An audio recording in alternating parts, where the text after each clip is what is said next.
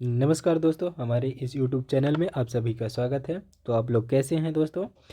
देखिए, आज हम बात करेंगे 12 नवंबर के फर्स्ट शिफ्ट के जीके मैथ रीजनिंग के जितने भी क्वेश्चन आए हुए थे उनको हम लेकर के आए हुए हैं इस वीडियो में। जैसे कि थंबनेल देख के आप सभी को पता चल ही गया होगा कि ये पहला क्वेश्चन, दूसरा क्वेश्चन, 3 क्वेश्चन हमने यहाँ पे मेंशन किया हुआ है।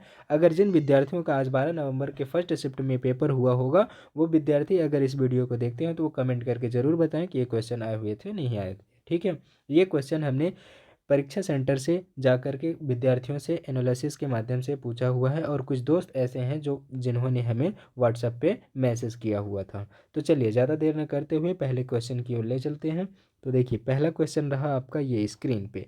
देखिए, पहला क्वेश्चन है, भोपाल जंक्शन का रेलवे कोड बताइए। भोपाल जंक्शन का रेलवे कोड क्या है? BPL है। क्या है? BPL है। यह मध्य प्रदेश का पश्चिमी मध्य रेलवे के अंतर्गत आता है। यहीं नियर में है एक कमला, रानी कमलापति को, है ना, एक स्टेशन है। कौन सा? रानी कमलापति। तो इसका कोड क्या है? RKMP। तो इसको आप लोग कंठस्थ करके जाइएगा, क्योंकि अगर भोपाल का पूछा है तो क्या पता अगले बार रानी कमलापति का पूछ ही ले। ठीक है, अगला क्वेश्चन आया हुआ था दोस्तों, सोन नदी की कुल लंबाई कितनी है? तो सोन नदी का कितना है कुल लंबाई उनने पूछा है, तो क्या हो जाएगा? 784 किलोमीटर है। ठीक है डियर फ्रेंड्स, अगला क्वेश्चन है, सोन नदी की कुल लंबाई 784 किलोमीटर है और यह मध्य प्रदेश में 470 किलोमीटर बहता है। देखिए, इनने कुल लंबाई पूछ लिया है, क्या पता अगर पूछ ले कि MP में कितना बहता है सोन नदी, तो क्या बताएंगे? 470 किलोमीटर बहता है दोस्तों। ठीक है, इसका उद्गम मध्य प्रदेश के अमरकंटक पठार से होता है और यह बिहार में पटना के पास गंगा नदी में मिल जाती है। ठीक है, अगला क्वेश्चन है,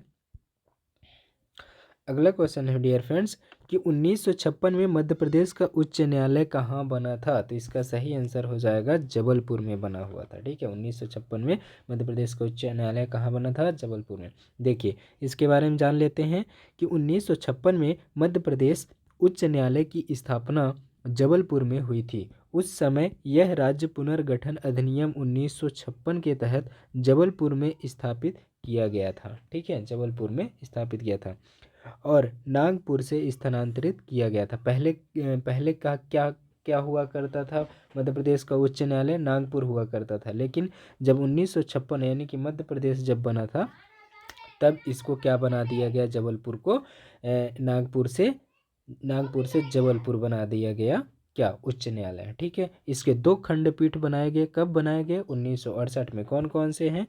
एक है इंदौर, एक है ग्वालियर। ठीक है, जबलपुर के खंडपीठ उच्च न्यायालय कौन से हैं? दो दो। तो क्या बताएंगे? इंदौर और ग्वालियर हैं। ठीक है, अगला क्वेश्चन है दोस्तों कि उज्जैन उज्जैन में पेंटिंग के लिए कौन सी प्रिंट प्रसिद्ध है? तो क्या बताएंगे? Batik print. ये पूछ लिया था, उज्जैन में पेंटिंग के लिए कौन सी प्रिंट प्रसिद्ध है? तो अब क्या बताएंगे? Batik print. उज्जैन में बाटिक प्रिंट के लिए प्रसिद्ध है, जिसे भेरूगढ़ प्रिंट भी कहते हैं।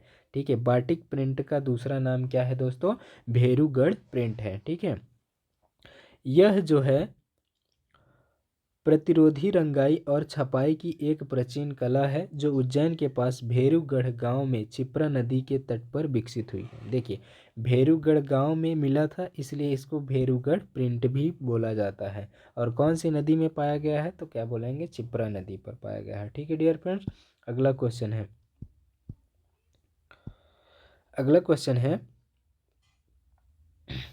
कि मध्य प्रदेश में कितने जलवायु क्षेत्र हैं? तो आप क्या बताएंगे? 11 जलवायु क्षेत्र हैं। ठीक है दोस्तों, अगला क्वेश्चन है, 1952 में चुनाव होने के बाद मध्य प्रदेश सरकार कितने साल तक चली थी? तो क्या बताएंगे? 4 साल तक चली हुई थी। ठीक है, अब इसके बारे में जानते हैं। इसके बाद जो था 26 जनवरी 1950 को, जब हमारा 1952 को चुनाव हुआ था ना, उसके बाद क्या हुआ था ये बताइए। ठीक है, 26 जनवरी 1950 को संविधान लागू हुआ। तो 1952 में पहले आम चुनाव संपन्न हुआ, यानी कि आपसी चुनाव कर लिए जनता जनता। ठीक है, इसी कारण सांसद और विधान मंडल अस्तित्व में आए। इसके बाद 1956 में राज्यों के पुनर्गठन की कवायद के परिणाम स्वरूप 1 नवंबर 1956 को देश में एक नया राज्य यानी कि मध्य प्रदेश अस्तित्व में आया था। ठीक है, इससे पहले जो था ना, 1952 चुनाव के पहले 1956 में अपना मध्य प्रदेश बन गया। तो इसका सही आंसर क्या हो गया, 4 साल पहले, 4 साल तक चली थी, ठीक है, 1952 में चुनाव होने के बाद 5 साल नहीं चल पाए थे, ठीक है डियर फ्रेंड्स। अगला क्वेश्चन है, उपराष्ट्रपति के चुनाव में कौन कौन हिस्सा ले सकता है? तो उपराष्ट्रपति के चुनाव में दोनों सदन ले सकते हैं, राज्यसभा और लोकसभा के दोनों सदन ले सकते हैं, ठीक है दोस्तों। उपराष्ट्रपति देश के दूसरे सबसे बड़े पद पर काबिज होते हैं। उपराष्ट्रपति सबसे पहले कौन होता है, राष्ट्रपति होता है, उसके बाद उपराष्ट्रपति, ठीक है। एक क्वेश्चन बनता भी है कि देश का प्रथम व्यक्ति कौन होता है, तो आप क्या बताएंगे, राष्ट्रपति, और दूसरा उपराष्ट्रपति, तीसरा प्रधानमंत्री, चौथा उप प्रधानमंत्री, मुख्यमंत्री होता है, ठीक है दोस्तों। तो उपराष्ट्रपति का चुनाव जो है अप्रत्यक्ष रूप से संसद के दोनों सदनों की सदस्यों से मिलकर निर्वाचक मंडल द्वारा किया जाता है। उन्हें वायरीता के आधिकारिक अधिकार में राष्ट्रपति के बगल में एक स्थान दिया जाता है, ठीक है। राष्ट्रपति जो है, अगर मान लीजिए यहाँ पर राष्ट्रपति जी का कुर्सी है, राष्ट्रपति सर का, तो यहाँ पर उपराष्ट्रपति जी का होगा, ठीक है। अब देखिए अगला क्वेश्चन है, अगला क्वेश्चन क्या पूछ लिया इनने, केंद्र और राज्य के बीच कर यानी कि टैक्स, ठीक है, टैक्स का बंटवारा कौन करता है? तो ये तो टैक्स वे ये पैसा रुपए का ये कौन आयोग करता है? वित्तीय आयोग, यानी कि वित्त आयोग द्वारा ये सब किया जाता है, ठीक है। और ये भारतीय संविधान के अनुसार अनुच्छेद 280 के तहत यह संवैधानिक केंद्र और राज्यों के बीच करों का वितरण राष्ट्रपति को अपनी सिफारिश देता है, ठीक है डियर फ्रेंड्स। अगला क्वेश्चन है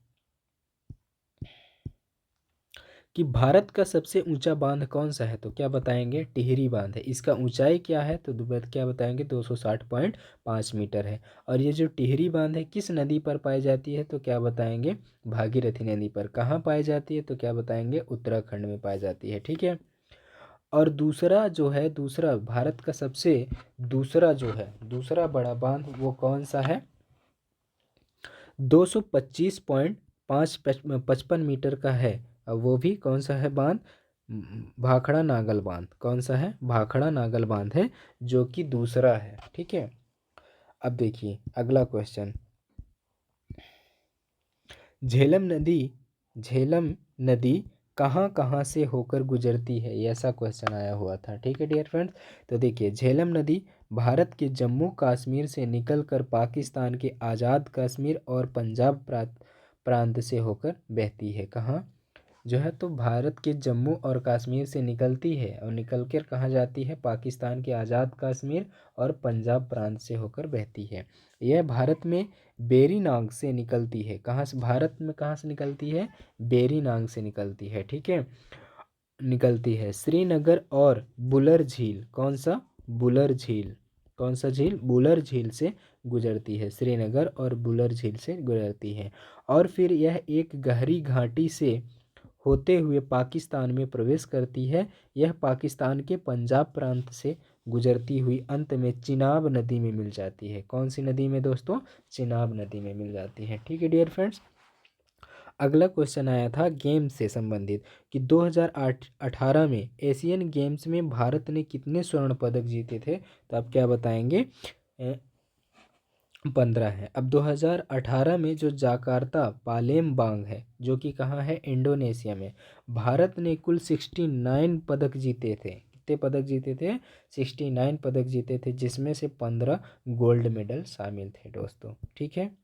अगला क्वेश्चन है, अगला क्वेश्चन है कि लाल लिटमस पेपर को नीले लिटमस में कौन बदल देता है? तो इसका सही आंसर हो जाएगा अम्ल जो है, क्या? अम्ल जो है वो नीले को, ठीक है, नीले को क्या कर देता है? लाल कर देता है।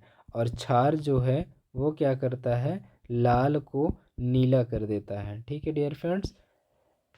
अम्ल जो है वो क्या करेगा? नीले लिटमस को लाल करेगा। क्षार उसी का उल्टा, लाल लिटमस को नीला करेगा, ठीक है दोस्तों, क्या करेगा? नीला करेगा।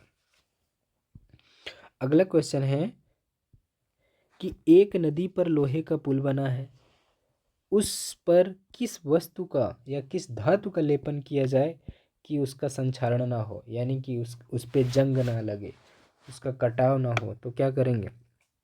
इसका सही आंसर हो जाएगा जिंक, यानी कि जस्ता। क्या बोलते हैं? जस्ता, ठीक है। इसके बारे में जानते हैं कि लोहे के पुल को संक्षारण से बचाने के लिए उस पर जस्ता यानी कि जिंक धातु का लेपन करना चाहिए। यह प्रक्रिया क्या कहलाती है? गैल्वेनीकरण कहलाती है। क्या प्रक्रिया कहलाती है? गैल्वेनीकरण कहलाती है। ठीक है, गैल्वेनीकरण प्रक्रिया कहलाती है। ठीक है, जिसमें लोहे पर जिंक की एक पतली परत चढ़ाई जाती है। जिंक की यह परत सुरक्षात्मक बड़ा काम करती है। ठीक है, यह जो है तो लोहे को हवा और पानी के संपर्क के आने से बचाता है। अब लोहा के अंदर अगर पानी पड़ा, हवा गया, नमी पड़ी तो वो क्या करेगा? संक्षारण होगा ही, जंग होगा। इससे बचाने के लिए वो क्या करते हैं? जिंक का लेप लगाते हैं, जिस प्रक्रिया क्या बोलता जाता है? गैल्वेनीकरण।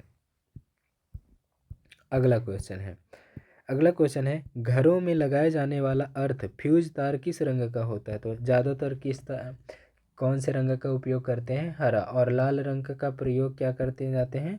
लाल रंग का प्रयोग फेस के लिए किया जाता है। किसके लिए? फेस के लिए प्रयोग किया जाता है। ठीक है दोस्तों, और यह झटके से बचाने में मदद करता है। ठीक है, अगला क्वेश्चन है